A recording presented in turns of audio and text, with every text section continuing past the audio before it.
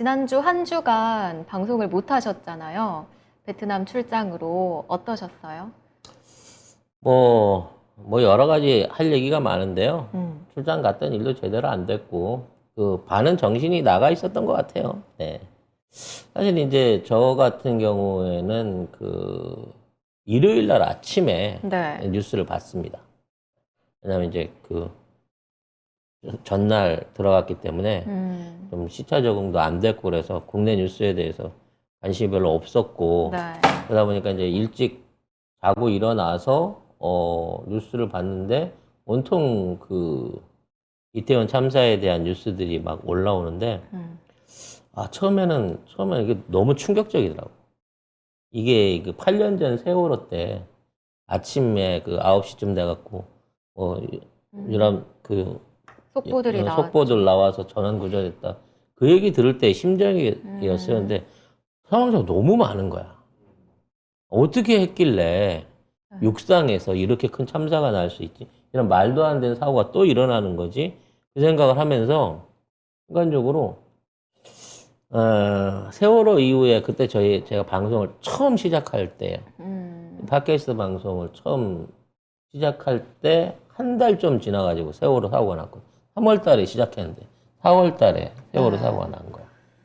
그래서 이제 그때의 어떤 트라우마와 생각들이 동시에 이렇게 딱 떠오르더라고요. 그때 방송을 하셨던 분들은 다 아시겠지만 매일 그 뉴스를 보고 또 업데이트해서 전해드리고 이러느라고 정말 강박 같은 것도 생기고. 저는 그 사고 이후로 2년 반을 매일 세월호 뉴스를 했어요.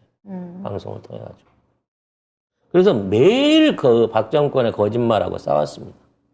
행복항에서 구조 가짜 뉴스부터 시작해갖고 막 소방헬기 추락 사건으로 나중에 유병헌 도주와 가짜 사체 사건 저는 하나도 안 믿어요.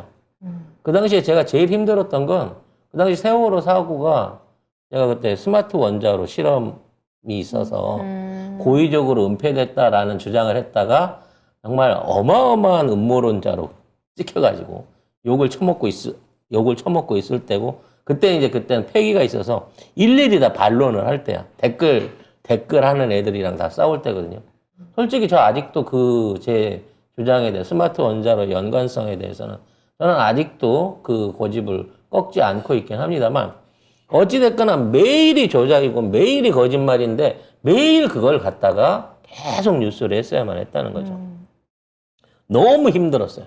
그때 받았던 압박감, 막 위협, 막 사방에서 들어오는 차압과 막 이런 것들, 대내외적으로 누군가 따라오고 있는 것 같은 그런 느낌들, 이런 것들 때문에 한 2년이 힘들었거든요. 그리고 지금까지도 사실 극복을 못했죠. 사실 그 당시에 여러분 세월호 때도 사실상 구조는 없었고요. 네. 정부는 가만히 있으라 그랬고, 그리고 유족들을 바로 감시했어요.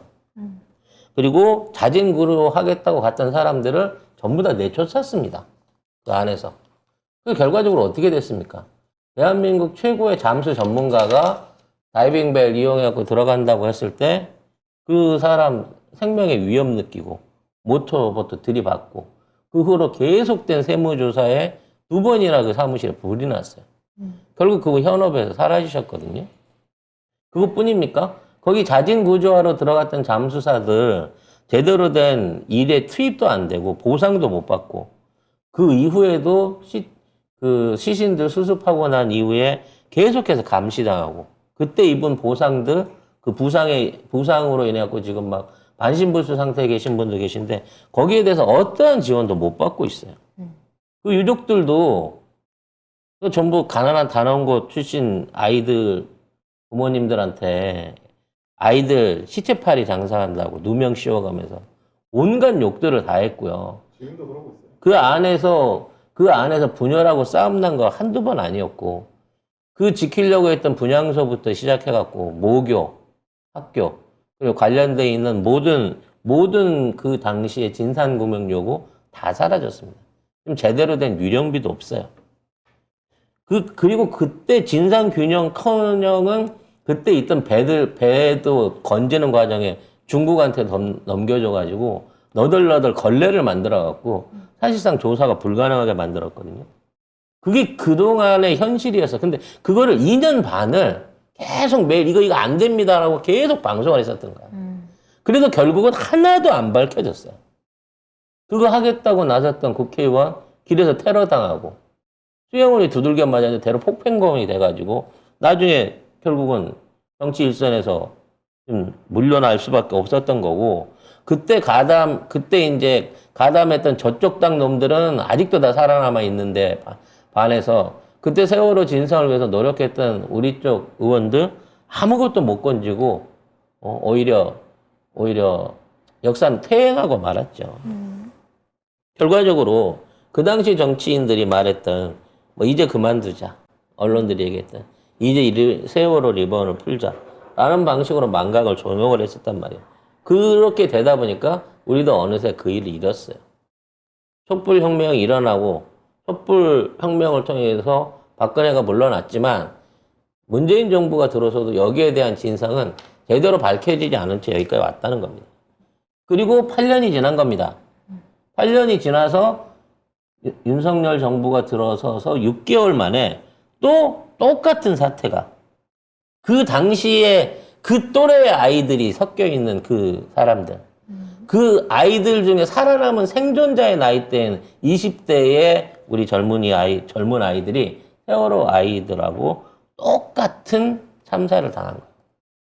나는 이상하게 그런데 민감해서 그런지 몰라도 그 당시 그 사고에 대한 뉴스를 들으면서 그때 참상이 어땠을까를 나는 막 상상이 되고 몸으로 느낌이 와요. 사람들한테 짓눌려서 짓밟혀서 죽어 나갈 때 그 사람들의 고통 같은 게 막 트라우마처럼 막 벌벌 떨리게 느껴져요. 시신이 분리가 된 사람들. 심지어 너무 심하게 밟혀서 장기 기증도 할 수 없을 정도로 피해 입은 시신들이 159가 넘게 있었는데 그에 대한 어떠한 사진 보도, 그에 관련된 진실, 증언, 심지어 그 사람들 이름이나 위패까지도 이 정부는 못 세우게 하고 있습니다. 그때보다 더 악랄하고 더 심한 일이 일어난 거예요. 대한민국 대통령 집무실 지근거리 안에서 1km 조금 넘을까요? 1km도 안 될 거예요. 이런 참혹한 사고가 일어났단 말이에요. 근데 이번에도 예방도 없었고 구조도 없었고요. 책임을 져야 될 컨트롤 타워도 없었습니다. 그리고 시작하자마자 이거는 사고다 라는 방식으로 아무것도 하지 말라고. 조문도 하지 말고 위로도 하지 말고 그저 조용히 애도만 하라고 이 정부가 말하고 있더라는 거죠. 책임을 피하기 위해서. 책임지지 않으려고. 정말 진지하게 정말 방송을 그만해야 되나를 고민했습니다. 우리 또다시 방송을 이거 시작하게 된다면요. 2년? 3년? 이번에야말로 진짜 진상이 밝혀질 때까지 또다시 이러한 참사가 반복되지 않게끔 바꿔놓기 전에는 절대 이 방송을 멈출 수 없겠다는 생각을 하게 되더라고요. 근데 두려워요. 그게 얼마나 고통스러운지를 알거든요. 듣는 여러분만 고통스러운 게 아니라 그런 말들을 계속해서 해야 되는 우리도 고통스러워요. 나중에 우리도 욕먹었어요. 니들도 앵간히 그만해라. 2년 반이 넘도록 니들 그걸로 해갖고 그걸로 팔아먹고 사냐. 그런 의지 때문에 1년 반을 한 게 아닙니다. 조금이라도 성의를 갖고 제대로 변화하고 발전하는 모습, 반성하는 모습을 보여줬다 그러면 그 방송을 2년 반씩 끌고 갈 수 있게끔 가지도 않았을 거예요. 우리 뭐가 변했습니까? 뭐가 바뀌었어요? 이 사고를, 이 참사를 그냥 단순 사고로 덮으려고 하는 저들의 어떤 비열한 짓거리들만 더 업그레이드가 돼요. 뻔뻔함이 더 달라진 거예요. 사과하는 놈이 한 놈도 없잖아요. 앞으로 우리 방송은 어떻게 해야 될까요? 우리 방송은 어떠한 스탠스를 취해야 될까요? 뭐 저들이 행하는 짓거리들을 낱낱이 파헤쳐야죠, 끝까지. 이들이 하고 있는 거짓말을 끊임없이 파헤치면서 이 공포스러운 나라에 이러한 재난들이 더 이상 일어나지 않기를 바라면서 결국은 정권 퇴진 운동으로 갈 수밖에 없게 되는 거예요. 사실 우리는 하청업자의 역할만 하려고 했었잖아. 전면에 나서지 않으려고 노력했었잖아요. 근데 이 상황까지 닥치고 나서 우리가 어떻게 지금까지 해왔던 스탠스, 뭔가 적극적이진 않지만 우리가 할 수 있는 비판과 거기에 갈 수 있는 정치적 해악을 섞어가는 그러한 방송으로 계속 남을 수가 있을 거냐. 난 그게 너무 두렵더라고. 더군다나 그때는 나 한 몸 단신이었거든요. 지킬 게 아무것도 없었어요. 그 당시만 하더라도. 그래서 진짜 하루에 한 달에 40만 원 벌이를 못 하고 있을 때 아무런 집에 도움이 안 되고 혼자 사실상 집을 나와 있을 때였기 때문에 그때는 용감할 수 있었습니다만 지금도 그럴 수 있을까? 저 거대 악들, 검찰 권력을 앞세운 저 악마들하고 정말 그렇게 다시 싸울 수 있을까 싶어요. 이들의 뻔뻔함은 놀라울 지경 아닙니까?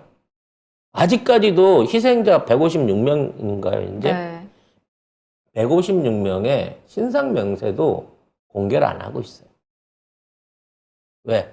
그게 알게 되면 솔직히 나도 분명히 내가 아는 사람들 중에 피해자 한두 달이 건너면 있을 것 같아요. 친구의 딸이나 아는 친척의 딸이나 누군가가 있을 것 같아요. 내가 그 이름을 찾는다 그러면 내가 그 사람 찾아보고 싶어요. 그래서 더 분노하고 더 화가 날 것 같아요. 얘들은 아는 거예요. 그게 공개를 안 하는 겁니다. 그리고 그 신상을 밝히려고 하는 사람에 대해서 엄벌하겠다고 합니다. 피해자가 있어서 그 피해자 가족을 위로하겠다는데 그 가족을 못 만나게 하고 있어요. 그 시신을 그 피해자들이 모여갖고 집단 행동을 할까봐 6구, 7굽씩 나눠가지고 전국에 있는 병원에다가 전부 나눠서 안치를 했습니다. 일부러 장례식장을 장례비 준다는 전제로 전국에다 흩어 뿌려놓은 거예요. 그 유가족들 단체 행동 못하게 하려고. 그래놓고 거기 태극기만 씌우면 답니까? 그 사람들이 전쟁 나가서 죽었어요, 나라 위해서?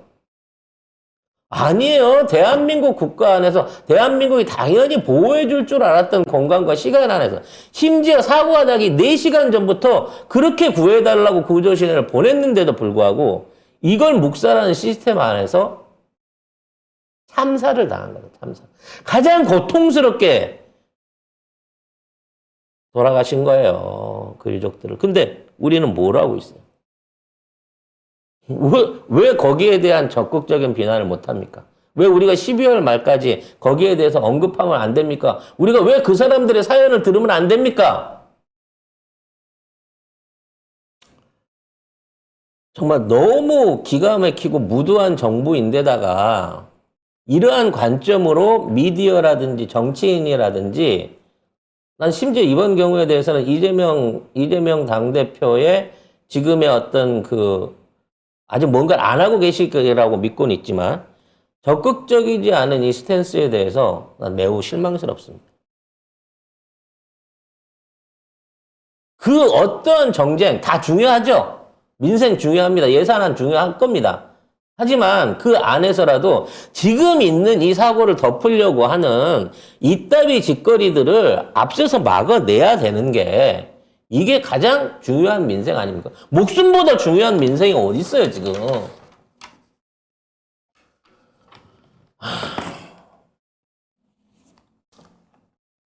아직도 저는 사실 어떻게 이 사안들을 다뤄야 될지 잘 모르겠습니다. 머릿속으로 풀리지 않은 의문점들이 너무나 많아요. 지금 사고네, 참사네, 사망자네, 희생자네 용어를 놓고 싸우고 있지만 가장 근본적인 부분 안에서의 접근의 카테고리가 지금 언론이라든지 정치권 공방 안에서 끊어져 있습니다. 이거는 겁난이에요. 제가 생각하기에 감히 송 작가의 짧은 소견으로 생각하기에 이것은 방조된 또는 만들어진 검찰에 의한 한동훈에 의한 고의적 참사입니다. 저는 개인적으로 그렇게 생각합니다. 물론 김어준 총재가 그 비슷한 말을 했다가 조중동에 맹폭을 당하고 있습니다만 오히려 그 사실이 저는 정확한 팩트에 근접한 얘기라서 저들이 저렇게 화들짝 놀라고 있다고 생각합니다. 이미 마약 수사를 통해서 뭔가 전국을 바꿔보려고 하는 노력은 이 돈 스파이크 구속에서부터 시작됐어요. 그리고 그와 관련된 마약 관련된 뭔가 대대적인 수사를 통해 가지고 지금 있는 한동훈 검찰이 공적을 세우려고 하는 준비를 꾸준히 하고 있음을 알고 있습니다. 네. 늘 말씀드리지만 제가 뭐 다른 방송에서 한번 얘기를 했지만 대한민국의 마약 조직 적발은 매우 쉽습니다. 사용자가 공급자이기도 하기 때문에 하나의 줄을 파놓으면 이 줄을 통해 가지고 그와 연결되어 있는 공급자 연락책들을 무한대로 계속 파낼 수 있어요. 근데 늘 이게 안 되는 이유는 뭐냐? 어느 선에 가면 수사를 종결하기 때문입니다. 끝까지 안 파요. 왜? 더 올라가면 권력자나 정치인들이나 또는 기득권층이 연결되는 그 시점에 가면 언제나 거기에서 선이 끊깁니다. 기억나시죠? 대통령 아들을 만나면 끊기고요. 김무성 딸을 만나면 끊깁니다. 사회 아니었어요? 아니 그 딸도 머리 밀었잖아. 그리고 홍정욱 딸. 그렇죠. CJ나 또는 유력 정치인의 가족을 만나면 거기서 수사가 중단이 됩니다. 중단되면 안 되는 거거든요. 그래서 이번 같은 경우는 한동훈이 일부러 이번 그 할로윈 파티를 노렸을 거라고 생각해요. 모든 경찰력을 빼고 말로는 뭐 사법경찰 50명 넣었다 그러는데 수백 명의 사법경찰과 그리고 그와 연관된 이 사람들을 조사할 검사 집단들 그리고 미디어를 준비했을 겁니다. 만일 그날 그러한 참사가 없었다고 하면 그날부터 대대적인 수사를 통해 가지고 수백 명을 잡아냈을 거예요. 거기서 잡히지 않은 사람까지 한꺼번에 명단에 집어넣어갖고 건국 이래 최대 마약 사범 검거 뭐 이따위 뉴스를 만들어냈을 겁니다. 그러기 위해서 덫을 놓은 거예요, 이태원에. 그래서 경찰이 출동을 안 한 겁니다. 6시 40분 사고가 일어나기 4시간 전부터 지금 위험합니다. 구조 신호를 계속 보냈어요. 소방서 경찰서가 다 500m 거리 안에 있는 지역이었습니다. 한 번의 인력 출동이 없었습니다. 이게 경찰이 할 수 없는 일이어서 일어났다고 봐야 되는 겁니까?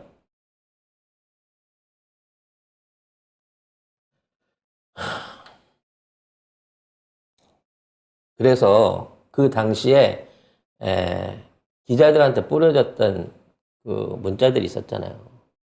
11시 이후부터 대대적으로 마약 단속한다고. 30분 뒤부터 합니다. 30분 뒤부터 합니다 하다가 3사 때문에 취소합니다 했잖아요. SBS는 이미 거기에서 거리 혼잡도부터 시작해갖고 야 대한민국 국민들 이렇게 무질서하게 이렇게 합니다라는 거 취재보도 이미 SBS는 현장에 하고 있었어요. 그것도 구청이랑 같이 구청 공무원들이랑 같이 이건 뭘 뜻하는 겁니까? 결과적으로 이걸로 거대한 쇼를 만들어내기 위해 가지고 지난 20년 동안 유지되어 왔었던 안전관리 시스템을 빼버린 거고요. 그로 인해서 이런 어마어마한 참사가 생긴 거예요. 근데 그 부분에 대한 아무런 문제점을 지적하지 않는다는 겁니다.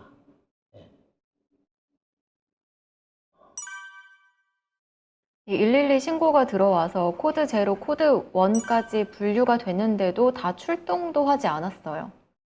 그 근처에서 이제 마약 검거에 대한 뭐 병력들 그리고 뭐 한남동 관저나 대통령 저기 서초 쪽에 있는 경찰 인력들이 다 그쪽으로 배치되어 있었기 때문에 우리 국민들이 하고 있는 곳에서 그 위험성이 감지됐음에도 출동할 수 있는 경력이 전혀 없었던 거죠. 대한민국에서 파출소 신고를 하면 의무적으로라도 경찰관이 현장에 나가가지고 현장 보고를 하게끔 돼 있습니다. 네. 법으로 그래요. 신고가 들어오면.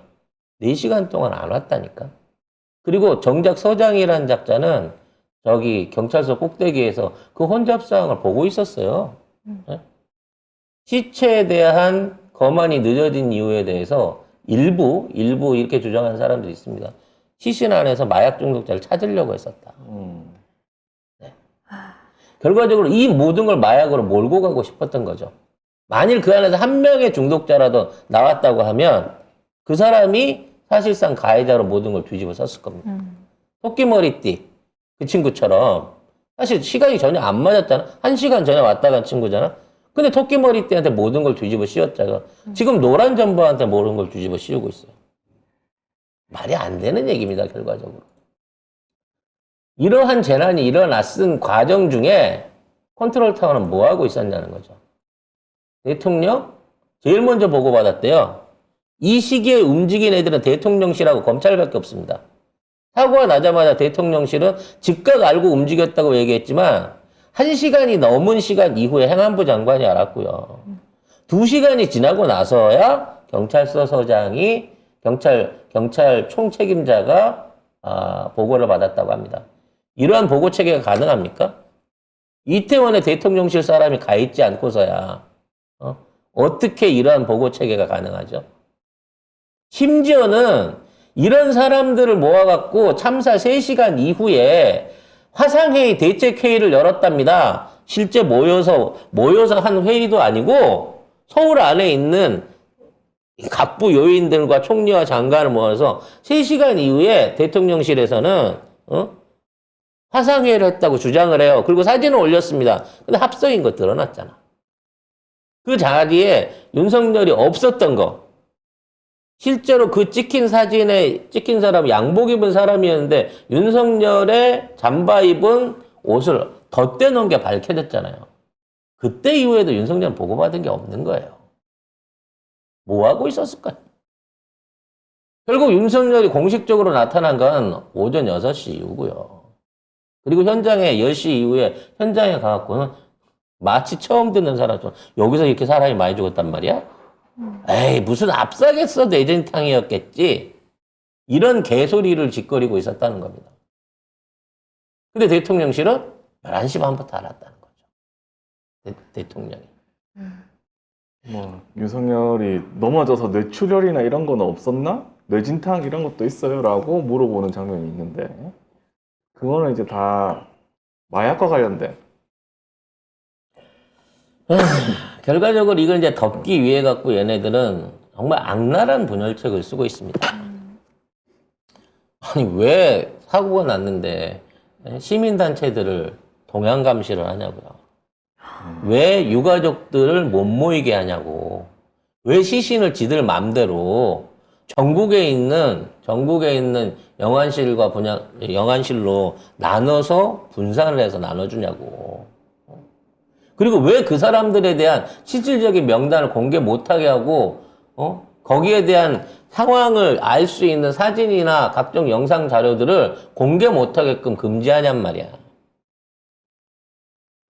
지난 일주일 동안 아무도 이에 대한 내용이 없다가 저 오늘 아침에 그 라디오 시대, MBC 라디오 시대에서 처음으로 그때 사고에 관련된 사연들을 읽기 시작하는 걸 봤습니다. 그동안은 도대체 무슨 사고가 뭐 때문에 어떻게 있었고 거기에 얼마나 억울한 죽음이 있는지 아무도 모르는 상황인 거예요. 이런 상황에서 용산구청장부터 서울시장까지 어떠한 행정직 공무원들도 그 당시에 질서 유지가 안 됐던 점에 대해서 문제를 삼지 않고 있어요. 자기는 죄가 없다고 얘기하고 있습니다. 작년까지만 하는 걸 올해 안 해놓고 죄가 없다? 그 시기에 맞춰서 외국을 갔다? 아니면 그 시기에 맞춰서 집에 들어갔다? 알고 있었던 겁니다, 이들은. 뭐 때문에 하지 말아야 하는지 그 목적에 대해서 이미 검찰한테 통지받아서 알고 있었을 가능성이 크다고 봅니다. 이 모든 것은 고의로 방조된 참사입니다.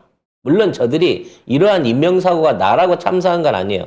저들의 목적은 대대적인 마약 검거에 관련한 이러한 목적을 달성하기 위한 수단으로 안전이라고 하는 부분에 대한 가장 중요한 핀을 스스로 빼버린 겁니다.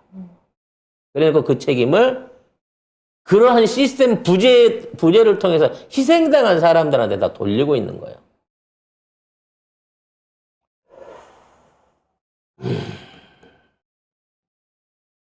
이거는 굉장히 의미가 있는 우리 방송에 있어서의 선언인 거고, 이로 인해 어떠한 역풍을 맞게 될지는 모르겠습니다만, 이러한 전제로 이번 사태에 대한 중대한 접근이 필요하다고 봅니다.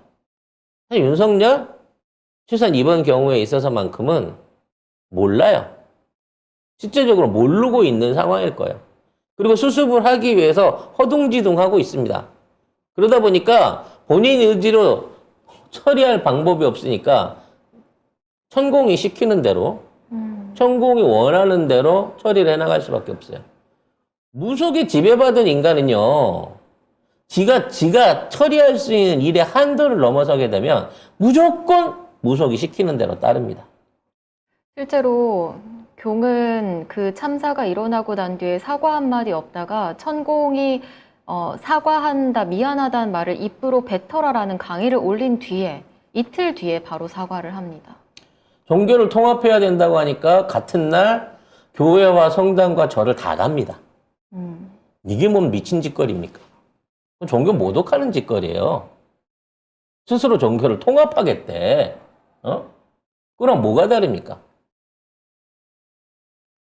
그래놓고 정작 제대로 된 분향소는 안 차리고 위패나 이름 없는 꽃만 놓여진 분향소에 가서 매일 찾아가서 절을 하고 있습니다. 그게 사과라고 하는 거죠. 천공이 매일 가라고 하니까 매일 가고, 사과하라고 하니까 지금 사과 릴레이가 이어지고 있거든요. 4일부터 5일, 6일 계속해서. 그거 사과도 아니죠. 이거는 뭐 언론에다 대고 사과하는 거지 뭐 유가족한테 사과한 게 아니잖아요. 개사과죠. 이거는 개사과야. 개만도 못한 사과. 이번 사태에 있어서의 가장 큰 책임을 져야 될 것은 이와 같은 시스템 부재를 뒤에서 조종했던, 아니 서울시장, 용산서장, 경찰서장이 미치지 않고서야 신고를 받고도 출동을 안 하고, 병력 배치를 요청받고도 병력 배치를 안 하고, 사고 위험이 있는지를 알면서도 안전요원을 뺀단 말입니까? 행정직 공무원이, 경찰직 공무원이 절대 있을 수 없는 일입니다. 누군가의 강력한 힘이 작용하지 않으면 이러한 동시다발적인 상황 부재가 안 일어나요.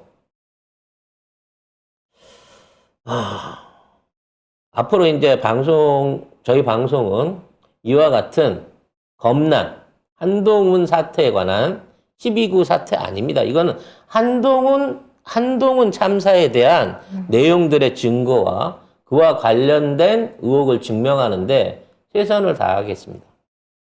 그리고 그와 동시에 이러한 행정 시스템을 만들도록 한 윤석열 정권의 무능함과 위험성을 높여서 빠른 정권 퇴진을 할 수 있는 의견들을 앞으로 계속해서 만들어 나가겠습니다. 여러분들 다소 거칠거나 힘들거나 듣기에 거북하시더라도 외면하시면 안 됩니다. 외면하고 익숙해지고 그리고 포기하는 순간 또다시 그와 같은 사태는 일어나고 이와 같은 무고한 국민들의 희생이 계속해서 발생할 수밖에 없습니다. 기회가 된다고 하면 참사 당시에 현장에 있으셨던 분들의 증언이라든지 그 가족들의 사연을 저는 저희 방송을 통해서 많은 분들과 공유하고 싶습니다. 마음 아프시겠지만 참여해 주실 수 있는 용기를 가지신 분들은 사연도 좋고요. 직접적인 출연도 괜찮습니다. 당시 상황을 소상히 알아야만, 그래야만 우리도 그에 대한 진실에 접근할 수 있는 거 아닙니까? 니들이 그러면 전면적으로 조사해갖고 제대로 다 명명백백하게 밝혀줄게. 나를 믿고 기다려. 이제는 더 기다릴 수 없다는 겁니다. 근데 이제 큰 문제는 뭐냐면 지금 댓글 부대가 동원이 되고 있어요.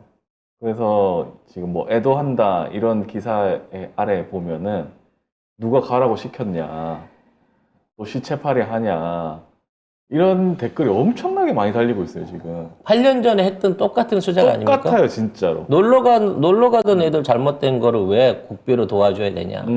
뭐 그런 그러고 논리인 있어. 거죠. 선동하지 마라. 뭐 이런 식으로 계속 이거 진짜 역겨워서 못 볼 지경입니다 진짜. 저들은 이번 사태의 위험성을 세월호만큼이나 크게 느끼고 있을 겁니다. 저들이 생각했을 때 박근혜 정권이 무너지게 된 근본적인 원인은 세월호로 생각하고 있기 때문에 그와 같은 국정 운영의 위험성을 차단해 보겠다고 하는 게 목표지만 그때는 정말 일부 학교 출신의 학생들의 피해가 집중됐었고요. 또 바다라고 하는 한정적인 공간 그리고 거기에 대한 구체적인 내용을 확인할 수 있는 방법이 없었기 때문에 그들이 얘기하는 대로 믿을 수밖에 없었던 그런 그 잘못됐던 정보의 조작이 있었습니다. 하지만 이번엔 불가능해요. 수없이 많은 증인들과 피해자들과 CCTV들과 당시의 기록들이 민간의 손 안에 증거로서 주어져 있습니다. 절대 저들은 다 감추지 못합니다. 아무튼 지난 일주일간 방송의 부재에 대해서는 저희도 많은 고심이 있었고 또 이러한 앞으로의 변을 말씀드릴 수밖에 없는 참담함이 분명히 존재를 합니다. 많은 진보 유튜버나 여기에 대한 속보를 전하는 사람들의 수위가 저들이 원하는 뜨뜻미지근한 온도 아닌 차가운 냉도 아닌 그런 수준 안에서 절제와 자제 내지는 뭐 고의적인 우리가 자극을 해갖고 선동을 하고 있는 것처럼 보여질 수 있는 이런 류의 온도들밖에 얘기를 안 하고 있습니다. 하지만 그렇게 익숙해져 버리면요 어느 순간에 내 자신이 삶아지고 있어도 내가 탕 안에 든 개구리가 되는 그런 상황이 되더라도 그냥 모르고 익숙해져서 넘어가 버리게 된다니까요. 이제 월드컵 시작하고 크리스마스 오고 연말 지나고 하면 내년 아니 2달쯤 후면 아무것도 모르고 아무것도 아닌 일처럼 돼 있을지도 모릅니다 지금. 그렇게 돼서는 안 돼요. 그러면 그 다음날 또 어디에서 무슨 사고가 일어날지 모르는 거고 우리의 목숨이 어떻게 될지 모른다는 겁니다. 절대 그렇게 만들어서는 안 됩니다. 사람이 죽었습니다. 생태 같은 젊은이들이 150명이 넘게 죽었습니다. 아무도 책임지지 않고 아무도 그 유가족을 위로하지 않습니다. 내일 전철 안에서 내일 내가 갔던 시장 안에서 내가 타고 지나는 버스 안에서 내가 어떻게 당할지 모르는 세상이 됐어요. 너무 열을 낸 것 같은데 여기까지 지난 일주일 동안 어느 정도 좀 자제를 해왔었으니까 방송에 대한 추모는 이제 지난 일주일로 충분했다고 생각하고요. 앞으로 송작가 TV가 나아갈 방향에 대해서 많은 분들이 용기와 동참과 지원을 부탁드리도록 하겠습니다.